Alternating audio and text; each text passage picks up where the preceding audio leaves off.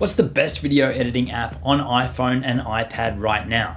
Well, since last year's video, there's been some awesome new updates and some really big changes to the leading iOS video editors. So here's our latest recommendations.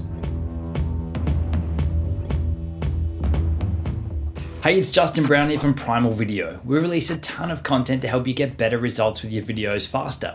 If you're new here, then make sure you click that subscribe button, and all the links to everything we mentioned in this video you can find linked in the description box below. So let's jump into it. Every year, the video editing apps on both Android and iPhone seem to get more and more powerful. We did a full overview of the video editing landscape on both Android and iOS late last year, but there's been some really significant app updates since then. In case you missed it, in the last round, we narrowed the choices down to iMovie and Pinnacle. Now, both have had some significant updates since then, and there's been a number of new apps promising to do even better. So after testing and retesting all the best options, in this video, I'm going to run through my latest picks for best video editing apps on iOS, and also show you how easy it is to edit with our top pick. And make sure you stick around to the end, because after that, I'll also be sharing 3 bonus tips everyone can use to speed up your editing and reduce rework no matter which app you choose. And while you're watching, make sure to let us know down in the comments what your favorite video editing app for iPhone or iPad is right now and why. Your recommendation may help someone else figure out which app is right for their videos. I'll be watching in the comments too, so I'll see you down there. So after testing all the major apps currently available, so that's things like WeVideo, Filmora Go, Adobe Clip, Quick, Kina Master, which is a relatively new addition on iOS. It's been on Android for a while, but now there's an iOS version. Also iMovie, Pinnacle, and Luma Fusion, we've narrowed the list down. So our shortlist then includes iMovie, Kina Master, and Luma Fusion. So overall, a lot of the video editing apps available on iOS are very basic, and most of them are template-based or theme-based. So even things like Adobe Premiere Clip, which is a really popular editing solution out there for a lot of people, is really basic, which is really surprising considering it comes from Adobe, which make Adobe Premiere, which is an amazingly advanced piece of video editing software.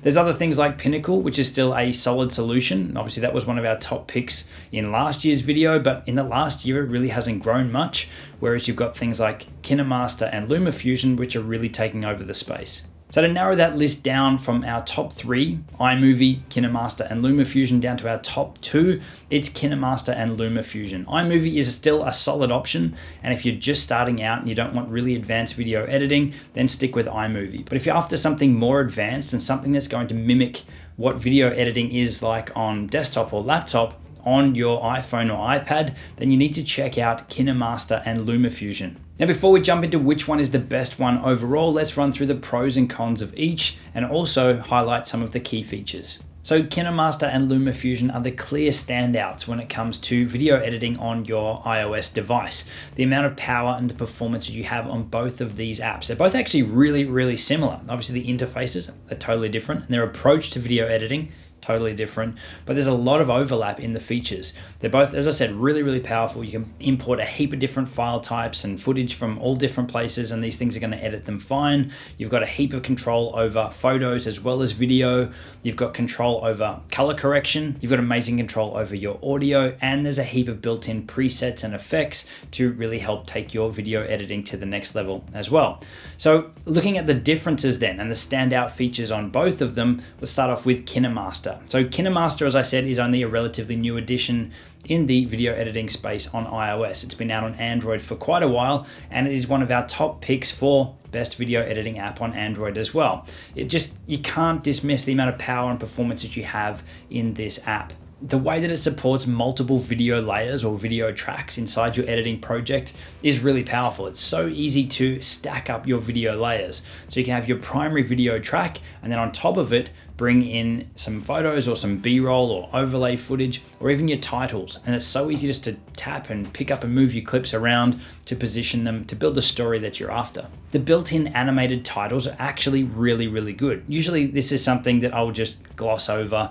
Yep, you can add titles, but the animated titles in this actually look really professional, and they're so easy to tap and edit and type your own text in and move them around in your timeline to have them where you want them. It is really powerful, and they look really decent. But there's also a direct link in the app to the Kina Master marketplace, where you can purchase more templates that you can use in your videos. I also really like the level of control you get over your audio as well. So besides just having the ability to fade your audio in, fade it out, and just adjust the volume as you would find in most editing software, you actually get keyframe control for your audio, meaning that you can easily just boost up the volume in certain sections or drop it down in certain sections really easily. So that's, again, something that you'd normally find on desktop video editing software that they've carried through into this as well. So an amazing feature. Now, while there's not a lot of things that I don't like about Kina Master, there's two standouts that I think a lot of people aren't going to like.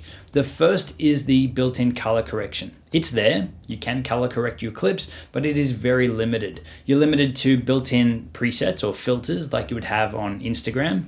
So you can apply a filter to your video, or you have the ability to adjust the brightness, the contrast, and the saturation. So in most cases, that's more than enough. But these days, having the ability to adjust more than just filters or brightness, contrast, and saturation would be an amazing feature. And that's actually something that Luma Fusion has. It's got amazing color correction. And we're going to get to that in a minute. But the other downside is the pricing structure or the pricing model of Kina Master. It's not a one-time purchase. It's actually either a monthly subscription or an annual subscription. So a monthly subscription is going to cost you around $5 per month, or you can buy an annual subscription for around $40 per year. So it's not going to break the bank, and considering how powerful this editing application is, I think it's definitely justified. But I know that it's something that every time we mention Kina Master and people look at the pricing model and realize that it's a monthly or annual subscription, that they don't actually buy and own the app outright, then it annoys a few people. So it's definitely worth mentioning, because the other app, Luma Fusion, it's a one-time purchase. Now, if you don't want to pay the money, you can actually use Kina Master for free, but it will have a watermark or some text saying Kina Master or made with Kina Master written on top of your video file. Now, there's one other thing that I want to mention here. It's not really a negative. It's something that you should be aware of if you're going to be using Kina Master to edit your videos, is that you currently can't edit portrait videos. You can't edit 1:1 or square videos in there either. It's literally just 16:9 widescreen videos only at this point. So not a deal breaker, just something you need to be aware of. So now on to Luma Fusion. Now this is an app that I actually pretty much dismissed the first couple of times that I downloaded it and installed it. Tried to give it a go, it was crashing, the feature list didn't look that impressive, but now it's actually a really solid contender when it comes to best video editing app on iOS. If you haven't tried it yet, it's definitely worth testing out. One of the key things that I love about it is the first thing that happens when you open the app is it asks you what type of project do you want to create. Simple, but really powerful. If you're setting up your project correctly from the moment you open the project, that's insane. The flow on from that for your editing project is massive. So you get options like choosing the frame rate of your project. You get to choose the aspect ratio, whether it's 16:9 widescreen, or whether it's a portrait video, or a 1:1, or a square video. You get all those options up front before you even start editing. So that is amazing. And once again, just the same as Kina Master, it's a really powerful app. The things that you can do in here really mimic what you can do on a desktop computer. So you've got the ability to add in multiple video layers, same as Kina Master. The color correction in Luma Fusion is amazing. It was probably good in Kina Master, having the ability to have filters and brightness, contrast, and saturation. But in Luma Fusion, you get so much more. You get a full spectrum of color controls to really tweak and adjust the look of your videos inside the app. So that is definitely a key feature of Luma Fusion. And just the same as Kina Master, there are a heap of tools designed for your audio editing as well. So you have the ability to, once again, add keyframes and adjust your audio up and down throughout different parts of your audio files. So that's not just your audio in your video, it's also your music files as well. So you get multiple audio tracks as well as multiple video tracks, and you can adjust the volumes on those tracks on a track-by-track basis. So if you lay out all your music files on one track and you want to drop the volume on all your music files, you can just drop the volume on that one track and all the music tracks on that will be lowered. So having that much control over your audio is a really powerful feature to have, especially on your iOS device. I really like how easy this app is to use. Just simple things like being able to double tap on your screen will add a cut in your timeline wherever the playback head is. So you don't have to select your clip, go up to a menu and press cut or split clip at that point. You can just do it by 2-finger tapping on your phone. So there's a heap of little things like that that just make this app stand out. Luma Fusion also lets you edit things like 360 videos. So while it doesn't give you that full 360 editing experience that you would find in something like Adobe Premiere on your computer, it does let you edit the files down, and it applies the required metadata when you're exporting your video files or saving them out to places like Facebook and YouTube so that they're actually recognized as 360 video files. So that is an amazing feature. So those are probably the biggest features or the standout features for me, but in regards to the things that aren't so good or the things that I don't like so much, the first one is after using the animated titles in Kina Master, there really isn't anything equivalent in Luma Fusion. There's built-in titles, but they're not the same. You just want static titles, they're there, but in order to get the professional animated titles, they're actually not in Luma Fusion, or they're not built into Luma Fusion. Another thing to be aware of is how Luma Fusion actually handles multiple layers of video. It does it well, but I do feel that Kina Master does it better. It seems to be so much more seamless to drag a clip in or to import a clip onto your timeline, to be able to pick it up and move it around in Kina Master. Now you can do all the same things in Luma Fusion.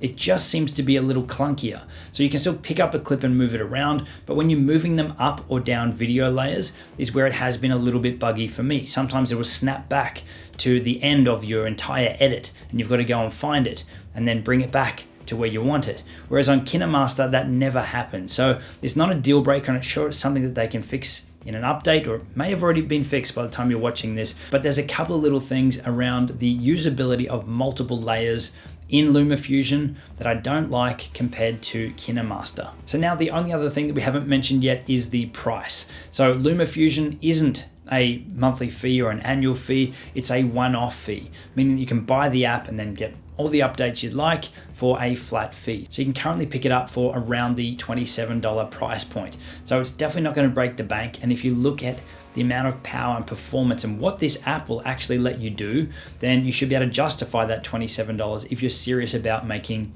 professional looking videos with your smartphone. So overall, my pick for best video editing application on iOS right now goes to Luma Fusion. I really like the complete package. I like the price point. I like that you can edit portrait. I like that you can edit 1x1 style videos so that on the go you could be editing short videos down for social media. I like that you have the ability to color correct. That is an amazing feature. The level of control you have over color correcting your videos is second to none. There's no other app out there on iOS that lets you have that amount of control on your iOS device. Okay, so now for those 3 tips to help you edit faster, no matter which editing application you're using. The first one is to edit backwards. So what does that mean? So when you're actually filming your videos, if you're creating videos like this, then you want to make sure that the last take that you do is the one that you want to use in your final edit. So make your last take your best take. The last sentence, the last paragraph, the last thing you say, make sure that's the one that you want to use. So then when you're editing, instead of editing from left to right or start to finish as you normally would, edit backwards. So edit from right to left. So go right to the end of your timeline and start working backwards, because what that will do is ensure you're going to be hitting the best take first. So instead of having to play through all your edits and find the one that you actually liked, if you know that the last one is the best one, then start from the end and you'll always hit that last one first. Then it's just a matter of removing all your bad takes in the middle until you get to the last take of the paragraph before or the sentence before. So this will speed up your editing dramatically. Tip number 2 is to make sure that you're matching your settings across your camera, your editing software, and the file that you're exporting as well.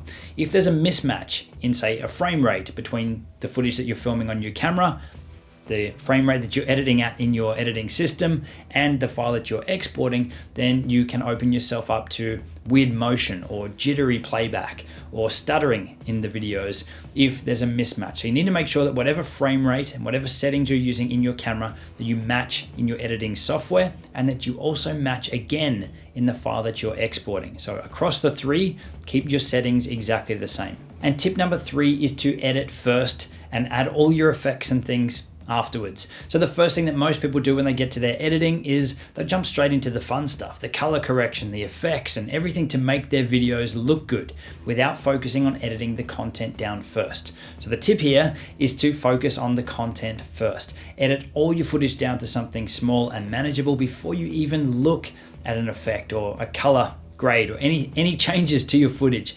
Focus on cutting your content down first, just in case there's something wrong with the content and you may not even be able to use that video and you just wasted a heap of time. But also for the fact that once you start adding all these color corrections and effects and things to your video footage, it'll actually slow down your editing software. Doesn't matter if you're editing on your desktop or your iPad, it's gonna slow down the process because it's gotta process all of those effects while you're editing. So focus on editing your content down first before you apply any effects, and that will speed up your editing dramatically. Now, these are just 3 tips from our full video editing process guide, the Primal Video Method. You can grab your free copy now, linked on screen. There's also a link below in the description.